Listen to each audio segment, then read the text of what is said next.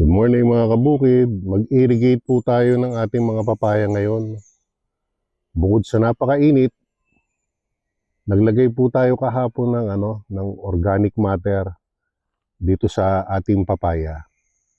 Kung mapapansin nyo, meron po akong irrigation tube na nilagay dyan, irrigation tape na nilagay dyan, para pagka nag-irrigate tayo, doon natin mismo inilagay sa yung organic matter. Kung makikita nyo po, ayan po siya.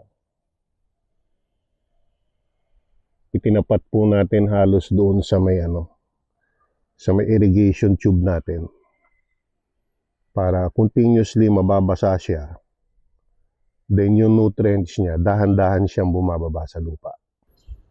Ito po ang itsura niyan. Ayan, ito po kasi hindi ko pa nalalagyan ng hindi ko pa siya nalalagyan ng mulch.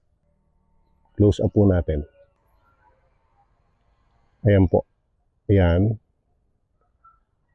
Ayan. Every 30 centimeters. Ayan, pumapatak po siya. So mga kabukid, tutuloy ko lang po muna yung pagdidilig natin. Babay po muna. Sign na po muna si Tatay Atan.